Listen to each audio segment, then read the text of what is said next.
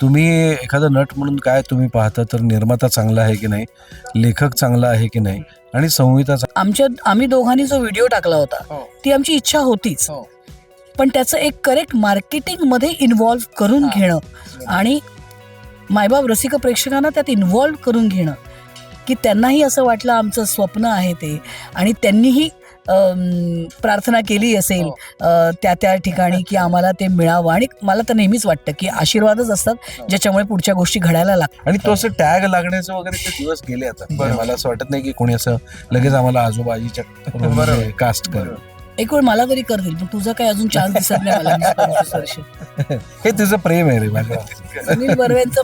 सुनील बर्वेंवर उभ्या महाराष्ट्राचं प्रेम, त्यामुळे त्यांच्यासाठी सुनील बर्वे कधीच आजोबा होऊ शकत नाही.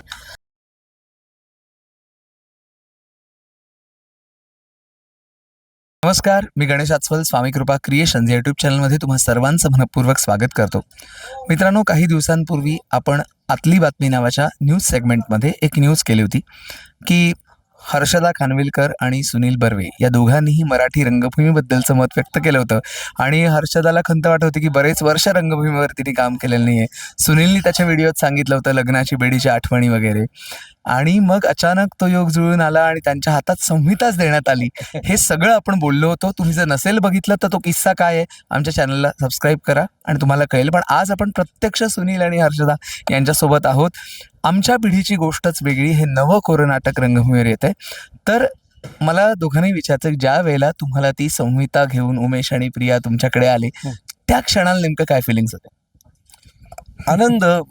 काय आहे की तुम्ही एखादा नट म्हणून काय तुम्ही पाहता तर निर्माता चांगला आहे की नाही, लेखक चांगला आहे की नाही आणि संहिता चांगली आहे की नाही. तर त्या दिवशी मी म्हटलं होतं तसं की निर्माता तर चांगला होताच. अमोल पाटील बद्दलही मी ऐकलं होतं की तो चांगला लिहितो, तो मालिकांमध्ये फक्त कार्यरत होता, त्याचं पहिलंच नाटक होतं. आणि आता संहिता कशी आहे हे पाहायचं होतं. त्यामुळे ते पाहिल्यानंतर आणि हर्षदा त्याच्यात काम करते म्हटल्यावरती विषय पुढे जाण्याची काही गरजच नव्हती. त्यामुळे अर्थातच आनंद होता. आणि मग तिकडनं उत्सुकता सुरू झाली की आता ती पुन्हा एक एनर्जी आणायला हवी की जेव्हा आपण रिहर्सल्स करणार आहोत. आणखी नंतर तो एका दिवशी प्रयोग त्याचा शुभारंभ होणार आहे, जो आमचा 9 तारखेला शुभारंभ होणार आहे, 9 मेला. तर आता आम्ही खूप उत्सुक आहोत त्या सगळ्या प्रवासात एकमेकांना झोकून द्यायला. तुझ्याकडे जेव्हा संहिता आली तेव्हा नाही, मी सांगते ना की आपण एखादं जेव्हा प्रोजेक्ट घ्यायचं ठरवतो तर हीच इच्छा असते की ते लोकांपर्यंत अगदी व्यवस्थित पोचावं. लोकांना हा नको विचार करायला की अरे असं काही आलंय का. सो मला वाटतं ह्या प्रोजेक्टचं तीच स्पेशालिटी आहे की कारण ह्याचे निर्माते प्रिया उमेश आहेत, सोनल प्रोडक्शन आहेत. तर ऑलरेडी ज्या पद्धतीने त्या लोकांनी ह्या नाटकाला लोकांपर्यंत व्हिजिबल करण्यासाठीचं जे प्लॅनिंग आहे की आम्ही दोघांनी जो व्हिडिओ टाकला होता ती आमची इच्छा होतीच, पण त्याचं एक करेक्ट मार्केटिंग मध्ये इन्व्हॉल्व्ह करून घेणं आणि मायबाप रसिक प्रेक्षकांना त्यात इन्व्हॉल्व्ह करून घेणं की त्यांनाही असं वाटलं आमचं स्वप्न आहे ते, आणि त्यांनीही प्रार्थना केली असेल त्या त्या ठिकाणी की आम्हाला ते मिळावं. आणि मला तर नेहमीच वाटतं की आशीर्वादच असतात ज्याच्यामुळे पुढच्या गोष्टी घडायला लागतात. आणि मग तिथपासून ते आत्ता आम्ही मला वाटतं मराठीत पहिल्यांदाच झालेलं आहे की नाटकाचा ट्रेलर प्रेझेंट केला गेला एका हाऊसफुल शोमध्ये. सो हे जे नाटक व्हिजिबल करण्यासाठीची जी ताकद लागते किंवा जे विचार लागतात, क्रिएटिव्ह इनपुट्स लागतात, असा निर्माता आम्हा दोघांना लाभणं हे खरं तर सगळ्यात मोठी गोष्ट. त्याच्यानंतर अमोल पाटील, जरी पहिलं लिखाण असलं तरी खूप सुंदर लिखाण. अद्वैत दादरकर सारखा खूपच काय म्हणू आहे तर तो ह्या जनरेशनचा पण एक नाटकाची खूप समज असलेला दिग्दर्शक, त्याच्याबरोबर काम करण्याची संधी. आणि असा संच ज्याच्यामध्ये सुनील आहे, मी आहे, शर्मिला, अक्षर, एक असा संच की जो असे कलाकार ज्यांना खरंच नाटकात काम करायचंय. सो हे सगळं जेव्हा जुळून येतं ना तेव्हा मला वाटतं त्या नाटकाची गोष्टच वेगळी ठरते. मुळात त्या नाटकाचं शीर्षकच एवढं कॅची आहे ना की आमच्या पिढीची गोष्टच वेगळी. म्हणजे आमच्या पिढीची म्हटल्यानंतर आणखीन पिढ्या असणारे कळतच. तुम्ही जी पिढी त्यात साकार करताय ती फर्स्ट जनरेशन जी आहे त्या जनरेशन बद्दल आणि ही भूमिका साकारताना काय वाटतं त्याबद्दल? आम्ही हिरो हिरोईनच आहोत रे कायम. त्यामुळे आमची सगळ्यात यंग जनरेशन. त्यामुळे त्याच्याबद्दल काय सांगायचं. तू म्हणालास तसं की टायटलमध्येच कळतंय की आमच्या पिढीची गोष्टच वेगळी मध्ये एक कुठली तरी पिढी आम्हाला करायची होती.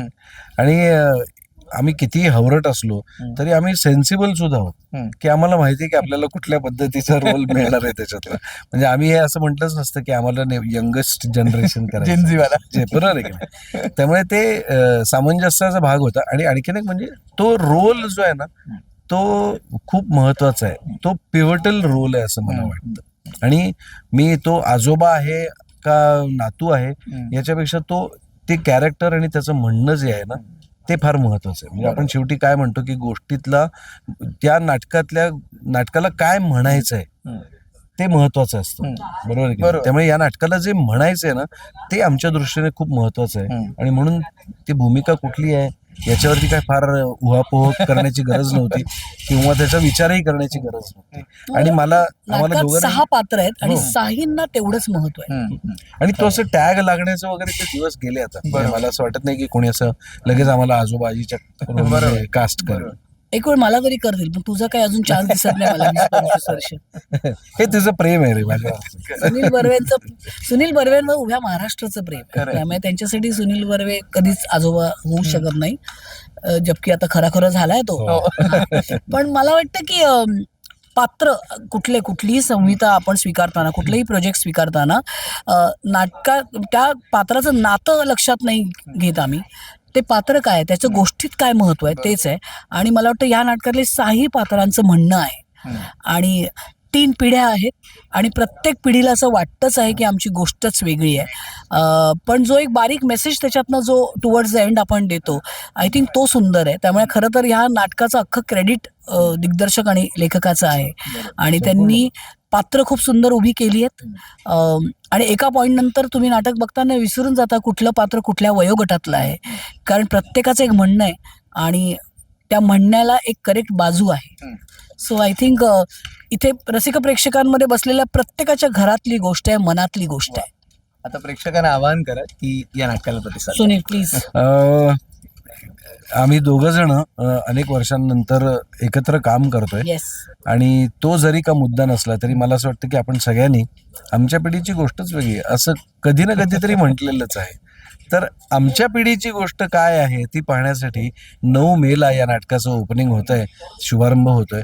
तर त्याच्यानंतर तुमच्या जवळच्या नाट्यगृहात जिथे कुठे तुम्हाला हे नाटक वेळ मिळेल तेव्हा जरूर येऊन हे नाटक पहा. कारण या नाटकाचं काहीतरी म्हणणं आहे जे नक्कीच तुम्हाला काहीतरी घरी घेऊन जाण्यासाठी एक काय म्हणतात त्याला खुणगाठ असेल असं मी आवर्जून सांगेन. आम्ही वाट नक्की बघा. पाहतोय. वाट पाहतोय तुमची. आणि काय आहे, हाऊसफुलच हवं. आणि आणखीन एक महत्वाची गोष्ट, नाटक जरी का असलं तरी कुठल्याही रांगेतून तुम्ही पाहिलं ना तरी आनंद तेवढाच मिळणार आहे. येस. वा, फारच छान. आणि खरोखरच आमच्या पिढीची गोष्टच वेगळी या नाटकाला भरघोस प्रतिसाद द्या, खूप छान यश मिळो ही सदिच्छा व्यक्त करतो. आणि प्रेक्षकांना सांगूया की हा छोट्या कालावधीसाठी झालेल्या गप्पा कशा वाटल्या. पुन्हा एकदा आपण आपल्या चॅनलतर्फे जसे 25, 50, 100, 500, 1000 असे प्रयोग घडतील प्रत्येक टप्प्यावर आम्ही तुमच्यासोबत आहोतच. धन्यवाद. येस.